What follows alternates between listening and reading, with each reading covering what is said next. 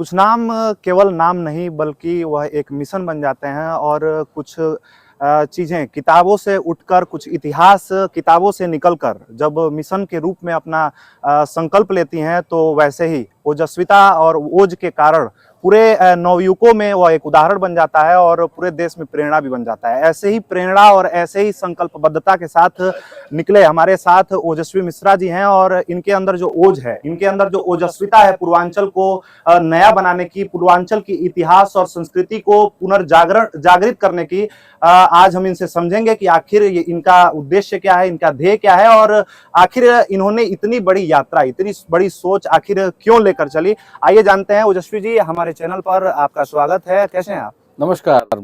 आपके दर्शकों को मेरा प्रणाम, आपको भी प्रणाम। मैं ठीक हूँ।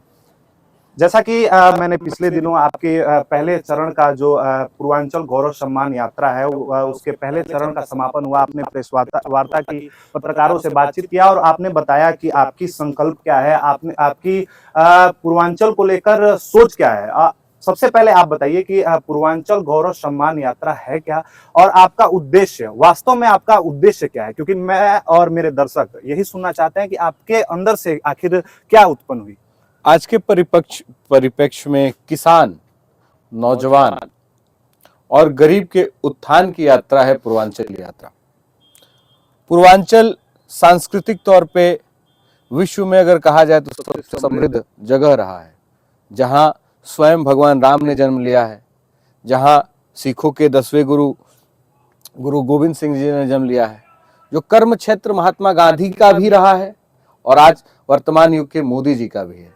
गौतम बुद्ध का भी वो क्षेत्र है, भगवान शंकर की भी नगरी काशी है वहां। तो बहुत प्राचीन संस्कृति, सभ्यता और मर्यादा की भूमि है।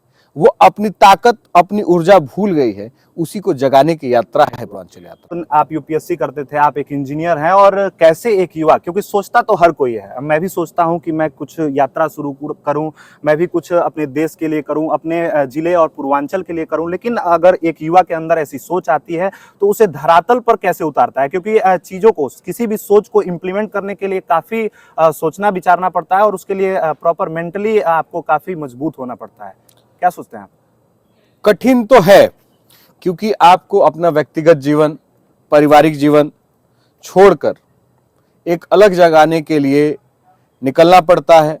उसमें आपको प्रारंभिक स्टेज में विरोध का भी सामना करना पड़ता है कि आप ही चले हैं, आप ही बदल सकते हैं।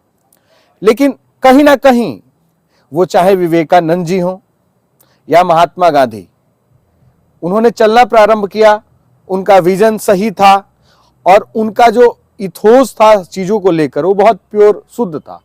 तो उसी चीज़ों से जो मुझे प्रेरणा मिली तो मैं चल पड़ा। मैं अगर आपसे पूछूं कि एक इंसान के तौर पर अगर आपको पूर्वांचल को डिफाइन करना हो, अगर आपको बताना हो, तो आप किन 3 शब्दों के माध्यम से उल्लेख करेंगे पूर्वांचल का, और वो 3 शब्द आखिर क्या होंगे? उसको मैं प्राचीनतम में राम कहूंगा। मैं एंशिएंट हिस्ट्री में अगर बात करूंगा तो गौतम बुद्ध कहूंगा, और उसको जब मैं मेडिवल हिस्ट्री में बात करूंगा तो गुरु गोविंद सिंह कहूंगा। दिल्ली के लाइब्रेरी से निकलकर जब गांव का लड़का गांव की गलियों में पहुंचता है, लोगों के बीच पहुंचता है, राजनीतिक गलियारों तक अपनी बात पहुंचाने का प्रयास कर सकता है, जन संवाद करता है और लोगों तक पूर्वांचल यात्रा और उसकी समृद्धि को बताने का प्रयास करता है, तो आखिर क्या अनुभव रहता है? क्योंकि एक लाइब्रेरी के रूप में आप एक छात्र के तौर पर आपने मेहनत किया और यहाँ से निकलकर जब आप गाँव की गलियों में पहुंचे तो आपको अलग अलग माहौल में, अलग अलग वातावरण में, अलग अलग चीजों का सामना करना पड़ा होगा, और आपका अनुभव आखिर किस रूप में था? दिल्ली के लाइब्रेरियों में आकर महसूस हुआ कि जीवन सिकुड़ रहा है, जीवन का जो महत्व है, जीवन का जो होना चाहिए, उससे जीवन सिर्फ सफलता की पूजा की तरफ निकल पड़ा है। लेकिन जीवन संघर्षों का है, जीवन सेवा का है, जीवन समर्पण का है। गांव का लड़का गांव ही लौटा है, उसको शहर भाया, लेकिन उसको अपने गांव की उत्थान, अपने गांव की तरक्की और अपने गांव और अपने क्षेत्र को भी उसी तरह बनाना, जिस तरह आज हम लोग नोएडा में इस पार्क में हैं, इसी तरह का क्षेत्र अपने क्षेत्र में भी डेवलप करने के प्रयास का भी नाम पूर्वांचल यात्रा है। पूर्वांचल गौरव सम्मान यात्रा, यहाँ की गौरवशाली इतिहास, संस्कृति और समृद्धि को आगे बढ़ाने की जो आपकी सोच है, इसमें आपको किन किन तरह की परेशानियों का सामना करना पड़ा? अब तक की यात्रा में आपने कई जिलों में लगभग 50 के आसपास की संख्या में ऐसे जिले रहे बिहार, और आप परिधि में नहीं रहे बल्कि आप आसपास पूर्वांचल और बिहार के इलाकों में घूमते रहे। आपको किन कठिनाइयों का सामना करना पड़ा और लोगों को आखिर किस तरह कन्विंस करते हैं कि उठो जागो भाई, ये आपका इतिहास है, ये की संस्कृति है, और अपनी बात आखिर किस तरह पहुंचाते हैं? मैं पहले तो किसी भी संस्कृति समाज को बताने के लिए उनके महापुरुषों का उल्लेख करना जरूरी होता है। जब मैं बताता हूं कि जीरादेई के एक गांव से गुलाम भारत में आजादी का बेला लाने वाला राजेंद्र बाबू सिवान जिले से थे। अंग्रेजों का गोली खा के सो जाने वाले खुदीराम बोस हमारे यहाँ, रामचंद्र विद्यार्थी, बाबा राघव दास, देवराहा बाबा, जब महापुरुषों का उल्लेख हम करेंगे, जब उन्हें बताएंगे कि ये जो समृद्ध संस्कृति है, जो बड़े से बड़े लोग हुए वो हमारे यहाँ के हुए।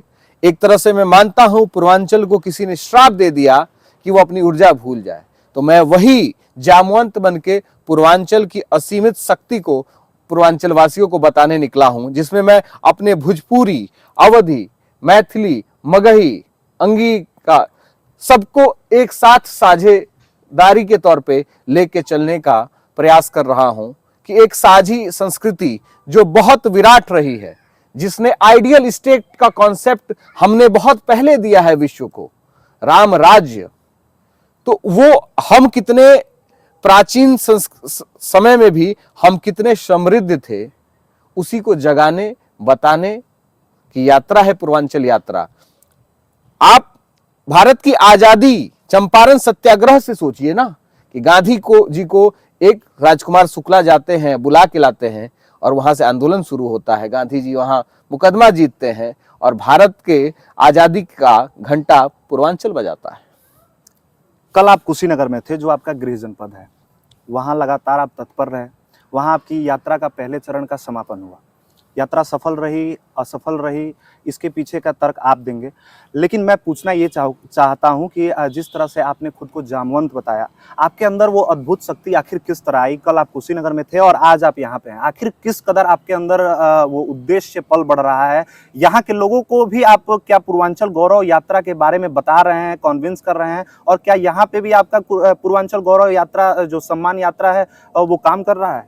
बिल्कुल, यहाँ पे जो पूर्वांचल वासी हैं, या फिर आप कह लें कि भारत भर से जो ग्रामीण परिवेश से आने वाले लोग हैं, उनको जगाने का काम कर रहा हूं कि आप जिस सोच के साथ यहाँ रहते हैं, उस सोच का एक छोटा सा नर्सरी अपने क्षेत्र में बनाइए, ताकि आप जिन क्षेत्रों में यहाँ आगे हैं वहां आप भी अवसर क्रिएट करिए, जिससे आपके क्षेत्र के नौजवान आगे बढ़े। यही प्रयास मैं यहाँ पे भी करता हूं। और रही बात, यहाँ हम लोगों को भोजपुरी भाषी होने के चलते बहुत परेशानी झेलना पड़ता है। लोग क्रिटिसिज्म करते हैं कि ये गंवार है, तो ये इन चीजों की लड़ाई मजबूती से, अगर मैं इंजीनियर हूं, मैं सिविल सर्विसेज की तैयारी कर रहा था, अगर मैं प्रयास नहीं करूंगा तो कौन करेगा? तो मैंने पूरे पूर्वांचल वासियों की जिम्मेदारी उठाई है कि उनके सम्मान और उनके उत्थान और उनकी सांस्कृतिक पहचान को विश्व पटल पर मैं रखूंगा। इसी की यात्रा है पूर्वांचल यात्रा। एक युवा जब यूपीएससी की पढ़ाई, इंजीनियरिंग की पढ़ाई करने के बाद वह जॉब नहीं करता है, क्योंकि परिवार की जो उम्मीदें रहती हैं, किसी भी एक युवा अपने बच्चे, अपने औलाद से जॉब को लेकर होती है कि वह सेट हो जाए, और नौकरी, ऐसा माना जाता है, हमारे पूर्वांचल में तो माना ही जाता है कि नौकरी हम लोग की बैकबोन है। ऐसे में आप किस तरह से अपने परिवार को, आपके परिवार से आखिर किस तरह से वो सामंजस्य आपने बैठाया, और पूर्वांचल गौरव सम्मान यात्रा के इस पड़ाव में आपको परिवार से किस तरह से साथ मिल रहा है? परिवार का साथ मिल रहा है, लेकिन ये तो सत्य है कि मैं अपनी जो पारिवारिक जिम्मेदारियां हैं उसको भूल गया हूं। मैं भगत सिंह की भांति अपने परिवार को न सोचकर अपने क्षेत्र, अपने राष्ट्र के विकास के लिए अपने को कुर्बान करने निकल पड़ा हूं।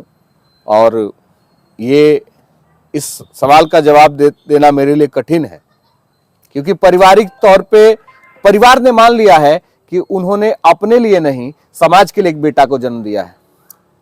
कहा जाता है कि जब कोई समाज सेवा करता है, कोई युवा समाज में अपनी कार्यों को लेकर उतरता है, संघर्ष दिखाता है, तो चर्चा तेज हो जाती है कि वह राजनीति को लेकर कर रहा है। हम ओजस्वी जी आपसे राजनीति को लेकर भी बात करेंगे कि आखिर क्या आपके भविष्य में ऐसी कोई संभावनाएं है कि आप भी राजनीति में उतरना चाहते हैं, और क्या जो लोभ लालच लोग करार देते हैं, कोई युवा उतरता है, कोई लोग सामाजिक सेवा करते हैं, ऐसा कुछ आपके अंदर भी है विचारधारा? अभी तो जितना बड़ा क्षेत्र है और जितनी बड़ी जिम्मेदारी है, उस क्षेत्र में राजनीति के बारे में तो मैंने नहीं सोचा है।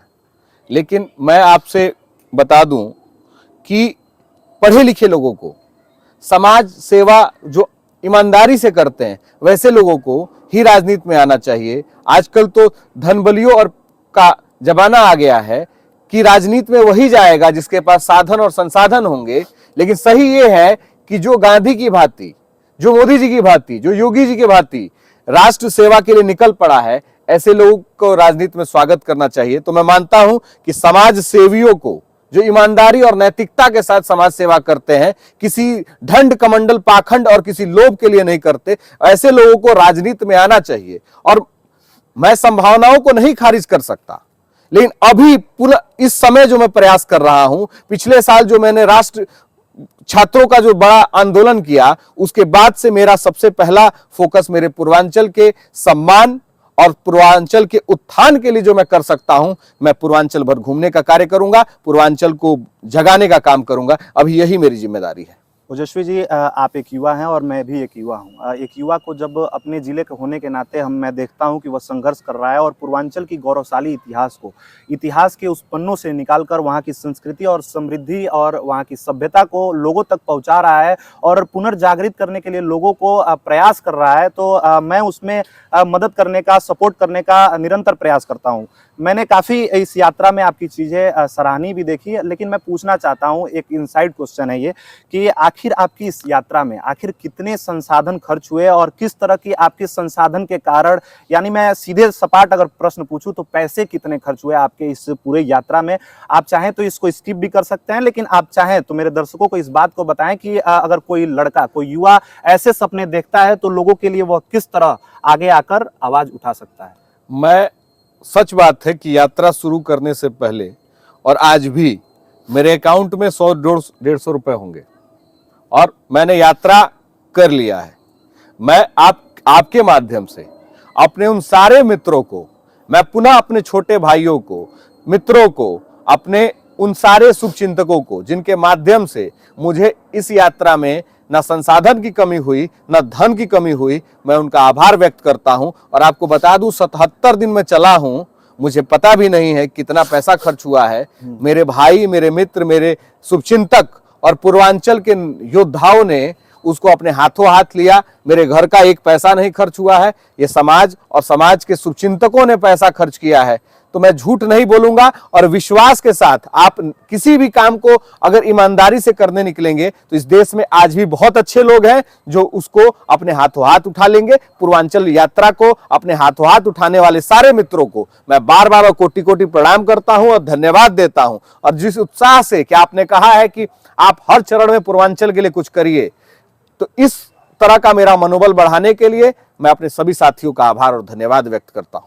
ओजस्वी जी, जो आपने ओजस्विता का संकल्प लिया है, जो आपके अंदर ओज है, वो सफल हो। निरंतर आप हर चरण में पूर्वांचल के लिए जैसे तत्पर हैं वैसे ही तत्पर रहे। और आप देख रहे थे मेरे साथ ओजस्वी मिश्रा जी थे, जो कुशीनगर से आते हैं और उन्होंने पूर्वांचल गौरव सम्मान यात्रा के लिए लगभग 50 दिन के आसपास उन्होंने यात्रा की। बिहार से लेकर पूर्वांचल के अलग अलग जनपदों में अपना दौरा किया, लोगों से जनसंवाद स्थापित किया और अपनी ओज से, अपने शक्ति से और युवा की जो शैली होती है उससे बात करते हुए पूर्वांचल की वो गौरवशाली इतिहास और संस्कृति को बताने का प्रयास किया और लोगों को जागृत करने का प्रयास किया कि हमारा पूर्वांचल किसी से पीछे नहीं है। तो देखते रहिए हमारे चैनल को, न्यूज़कास्ट इंडिया, और ऐसे ही किसी वीडियो में अगले एपिसोड में मिलते हैं। नमस्कार।